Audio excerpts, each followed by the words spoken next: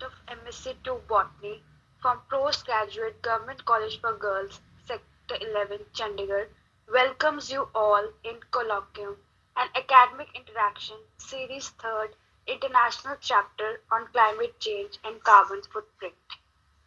Colloquium, an intellectual discussion, is derived from the Latin word which means to talk together. The word conveys a conversation that is both structured and informal, a meeting of minds that is both serious and spirited and together make the idea of intellectual freedom possible.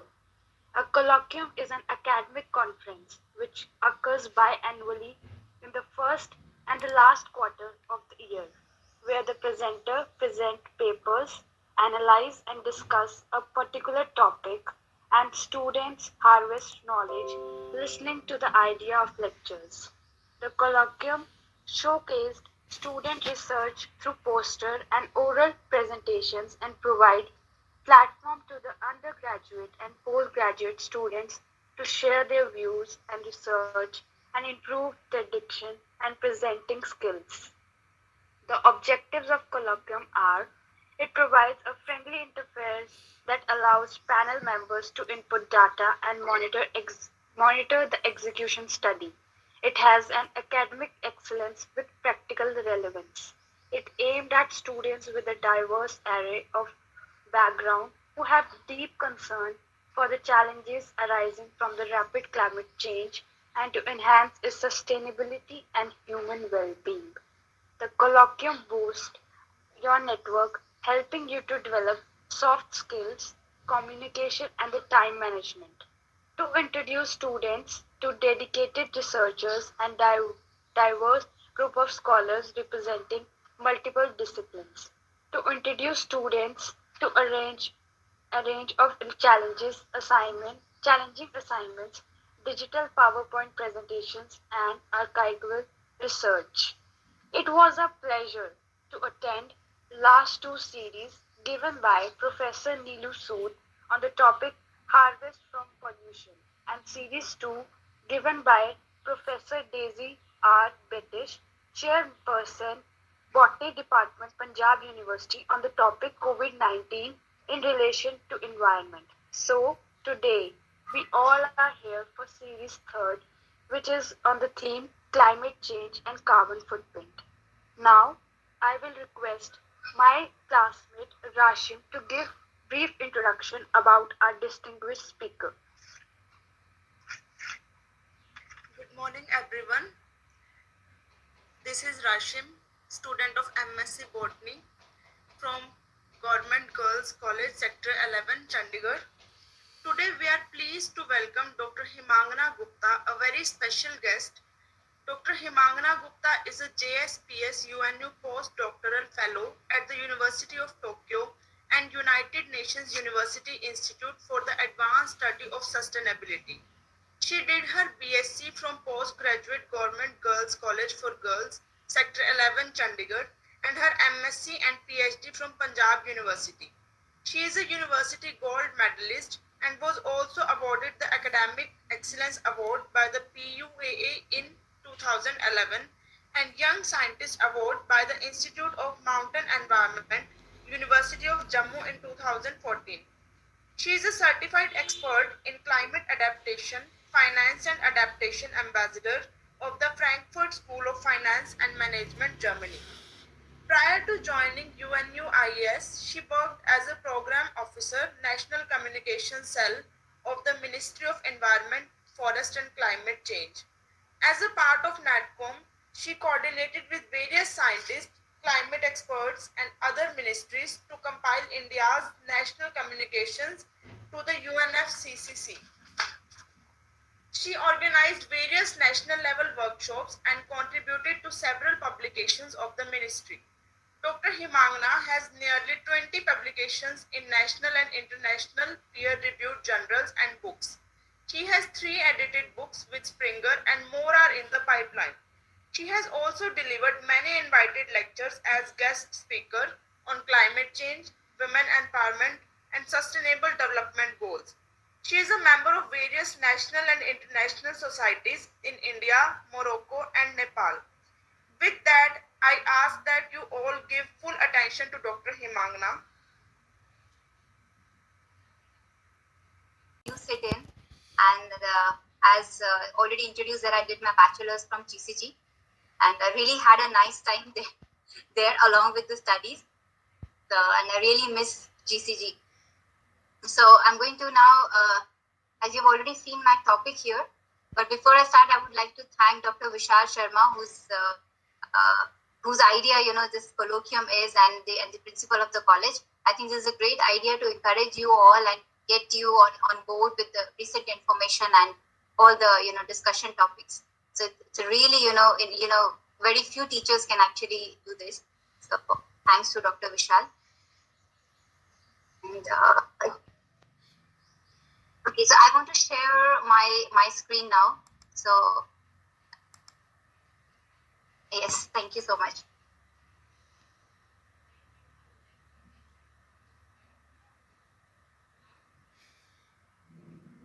Okay.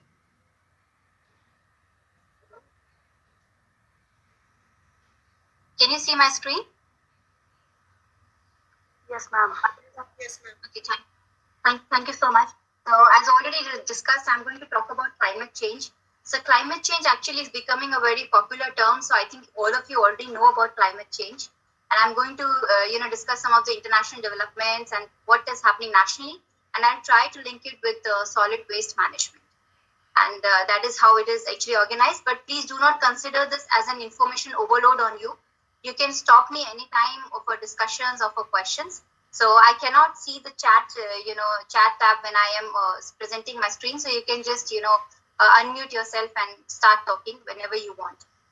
So this is how we are going to flow through the international, national, and then the solid waste management specific to India. But before I jump to climate change, I would like to discuss a bit of history of environmental events. And this is not a boring history, I promise. I'll just finish it in 4 slides.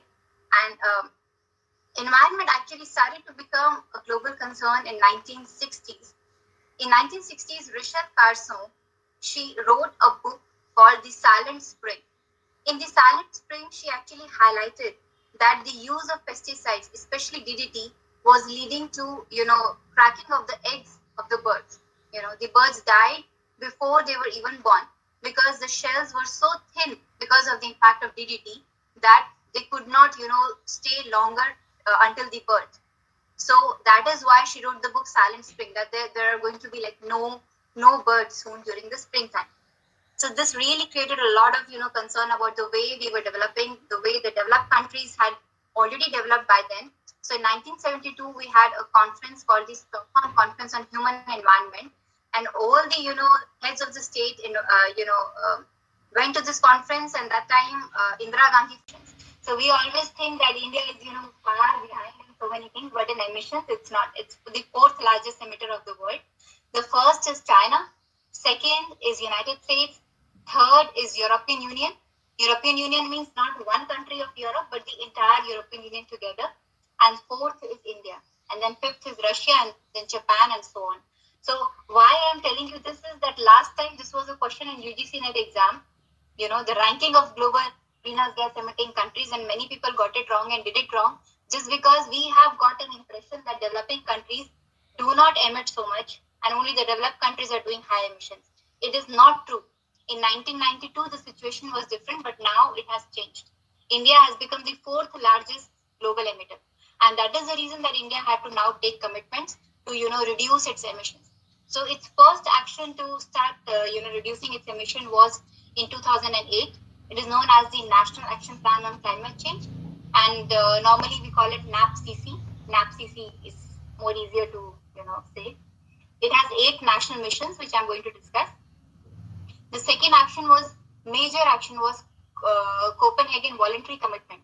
Copenhagen was actually, it's called Copenhagen because this happened in Copenhagen, Denmark, in 2009. And that time I was doing my master's, and I was doing my master's dissertation on this, and I covered Copenhagen and Kyoto Protocol. It was a part of my master's dissertation.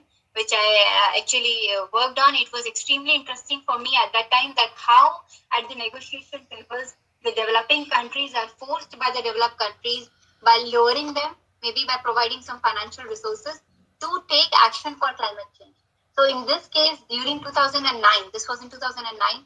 So what happened is that countries, especially United States, it said that we are going to mobilize $100 billion every year by 2020. Floods and extreme events that have increased in the Himalayan region. So many, tragedies and, casualties are happening these days. And that is why it is very important to understand why this is happening, what are the climatic processes that are changing, and after that you can take appropriate measures so that you can stop any tragedy. And here you see, below I have written the SDG 7, SDG 13, SDG 15. So I write all these SDGs just to show that our National Action Plan on Climate Change is also linked to Sustainable Development Goals in a way, because everything is interconnected. You cannot see one thing as ये तो सिर्फ climate change के लिए है. It's not that. It is also connected to Sustainable Development Goals in some form. So these are the four missions, and जैसा मैंने बोला, there are 8 missions. So these are the 4 production system with adaptation and mitigation strategies. Actually, mitigation in agriculture is not as important as adaptation, because if something happens to our food system, then the entire economy will be disrupted. So it's extremely important to have technologies and climate resilient production systems in place today. And then we have the National Mission of Strategic Knowledge for Climate Change. So this is in a way, it enhances research and technology development. It's basically so many institutes are connected with each other and they're working in collaboration to develop new technologies for climate change.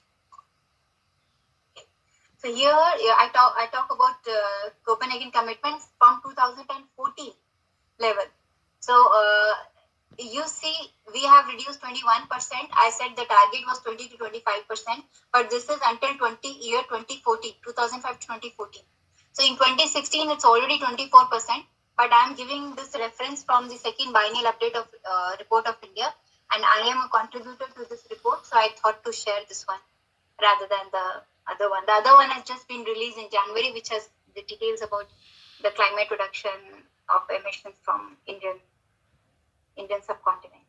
Okay. So this is the third major policy of India, which is India's nationally determined contribution.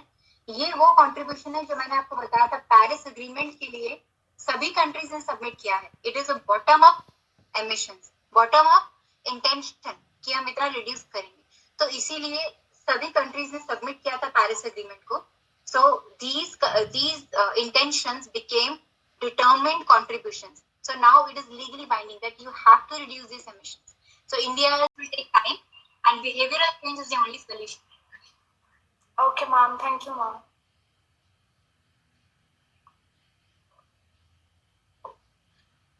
Thank you. Any other question? Ma'am, I'm Aarti, MSc final year. Ma'am, I'm also, ma'am, I want, ma'am, something idea about the research project, ma'am, how to, ma'am, कैसे ma'am कर सकते हैं ma'am research, because हम finally ma'am अभी हमारे semester में research, ma'am उसमें जैसे review, literature गया था मैम, उसके अलावा मैम वो क्या कर सकते हैं मैम research project में? Okay, actually थोड़ा सा connection कर रहा था मुझे, अगर समझ में आ गया है ठीक से आपका question तो मैं आंसर करती हूँ. Review of literature is actually done to understand कि आपको क्या research करना है. Review of literature is not research. It is a preliminary for the research. तो जब आप review of literature कर लेते हैं तो आपको ये समझ में आता है कि gaps कहाँ पर, और उन gaps को understand करके आपका topic, आपका research क्या है मुझे नहीं मालूम, but जब आप review of literature करेंगे तो आपको पता चलेगा कि यहाँ पे gaps हैं, इसके ऊपर कोई research नहीं हुआ है. Then you will particularly pick that topic and then you will choose it for your research, जो कि आपका मास्टर्स का डिसर्टेशन होगा. तो उसके लिए you have to pick up some topic. अब जैसे मैंने जब अपना मास्टर्स का डिसर्टेशन किया था तो देन मैंने देखा क्योटो प्रोटोकॉल ये सब नया है, क्लाइमेट चेंज कोई कर नहीं रहा है, and at that time I decided to work on market mechanism. उस समय मार्केट मैकेनिज्म को बहुत बड़ा बना रहे थे कि ये तो पेट्रोल मतलब कार्बन मार्केट जो है पेट्रोल इंडस्ट्री जितना बड़ा हो जाएगा. And then I made some predictions कि ऐसा कुछ नहीं होगा. अल्टीमेटली वैसा हुआ भी नहीं. So at that time I was like you. तो उस समय मतलब इस तरह से अगर आप सोचते रहेंगे पढ़ते रहेंगे तो कुछ ना कुछ आइडिया दिमाग में आएगा कि ये सब ऐसे ही है, ये कुछ नहीं होगा, या फिर ये होगा, या फिर ये होना चाहिए. So all those things when you do review of literature you understand of them, which is one here in Japan जो मैं अभी कर रही हूँ. So this is how my success story moved. And basically जो initial steps था, जो initial days था, जैसे मैंने बताया, it was more needs driven. So it depends आपको क्या चाहिए, आपकी किस तरह की तकलीफें हैं और या फिर desires हैं. So only these things actually drive you towards your goal. Thank you.